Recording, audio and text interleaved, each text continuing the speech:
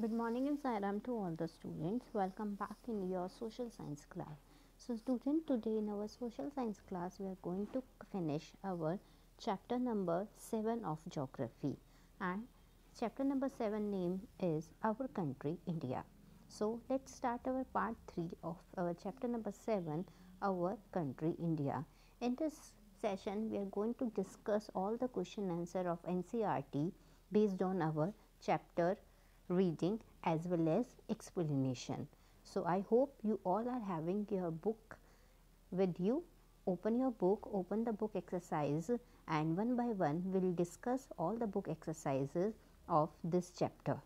Let's start our book exercise. So here we have our chapter number 7 book exercise, our country India. The first exercise is answer the following question.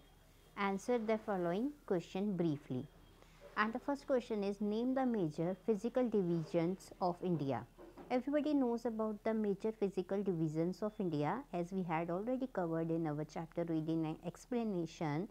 The major physical division of India are mountains, yes, plains, plateau, coast, islands. So mountain, plain, plateau, coast, islands. So what are the major physical division of our India? Mountains, plains, plateau, coast, islands. These are the major physical division of India. If you want, you can mark in your book also. It is given in your book also. The second question is India share its land boundary with 7 continents. Name them. This I have already taught you that our country share its land boundary with 7 continents, which we also known as our neighboring country, and these continents are Afghanistan, Pakistan, Bangladesh, Bhutan, Nepal, China, Myanmar. And our country also shares water boundaries also, but here we are talking about only land boundaries. So we have we can say we have 7 countries with which India shares its land boundaries, and these countries are Afghanistan, Pakistan, Bangladesh, Bhutan, Nepal, China, Myanmar.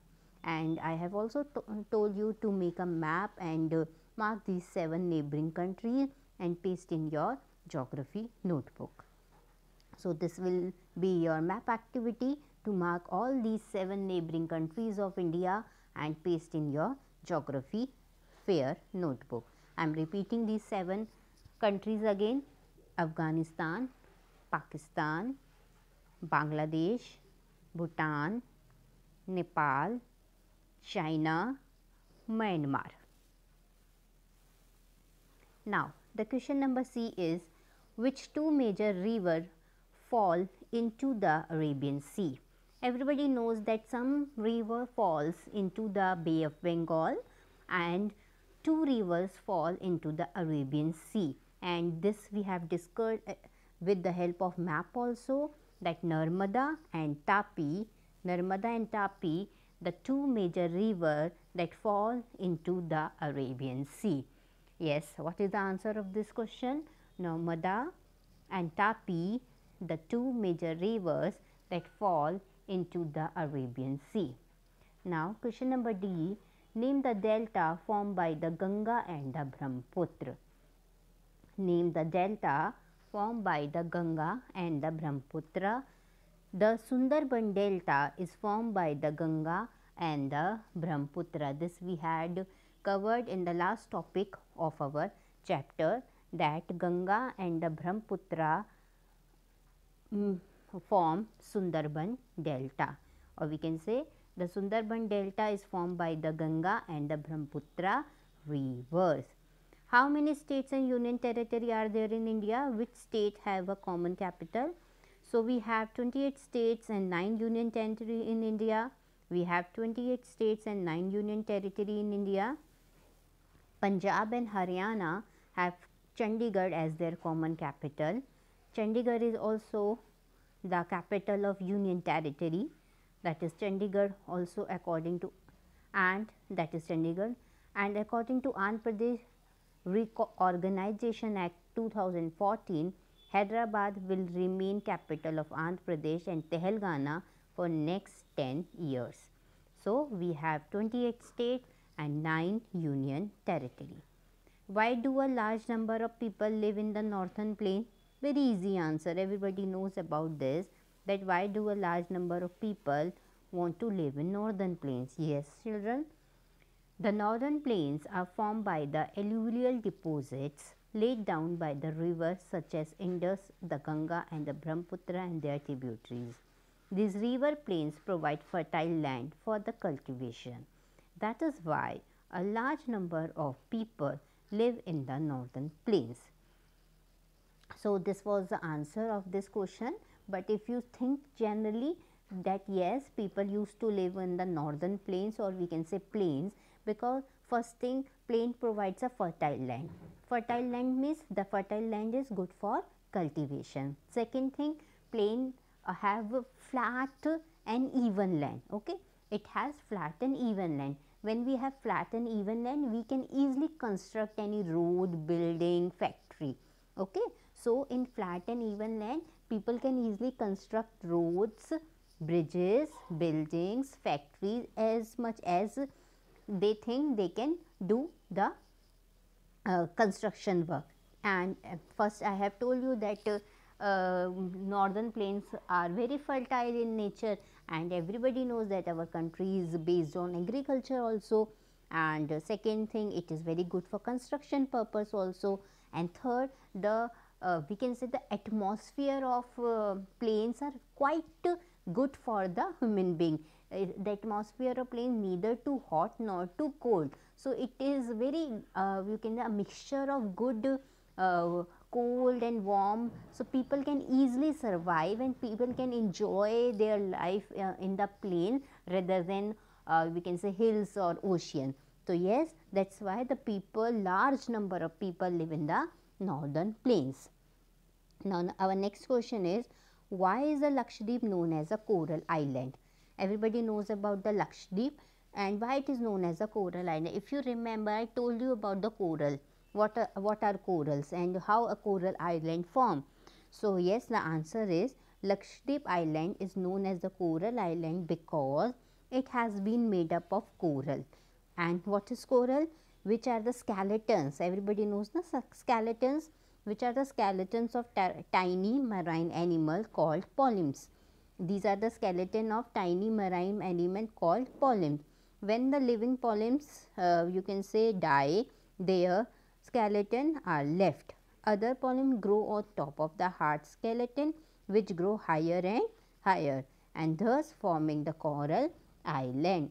So, basically if you know the meaning of coral, now you understand how it formed. So, yes, Lakshadweep seems very beautiful, but in actual it is made up of skeletons of tiny marine animals. Okay, I hope you all understood these questions, and these are your questions based on your NCERT books. If you want, you can copy these answers from here. Otherwise, I will send you a separate PDF along with this video, from which you can copy your question answer in your geography notebook. Now, tick the correct answer. This we have already done in our we can say worksheet, but I will do one more time. The southernmost Himalayas are known as everybody knows that Himalaya have 3 range. Okay, this we had already covered in our session number 2. So, they were asking that southernmost Himalayas are known as, yes, the southernmost Himalayas known as Shivalik range. Okay, so we have a Himachal range, Himadri range, and we have Shivalik range. So, southernmost is known as Shivalik range. This is the answer of this question. Now, Sahyadri is also known as, yes, Western Ghat. Sahyadri is also known as Western Ghat. This is all very specifically written in your book, chapter number 7. Now, Pal Strait lies between the country. Everybody knows it lies between India and Sri Lanka. It lies between India and Sri Lanka. So, Pal Strait lies in between India and Sri Lanka. Now, question number D. The Indian island in the Arabian Sea are known as Lakshadweep Island. Lakshadweep Island, we have already taught about that why Lakshadweep Island known as the coral island. So Indian island in the Arabian Seas are known as Lakshadweep Island. So these are the book exercise of our chapter number 7.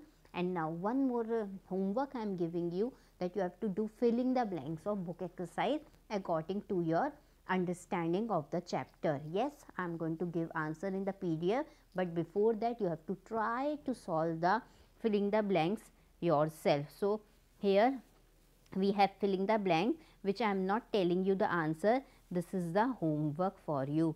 In your book you have to fill these filling the blanks, and you have when I will give you a PDF, in that you will have the filling the blanks answers, and you have to check your answers yourself. So filling the blanks I am not giving you, it is a homework for you all. Okay students, so this is a homework.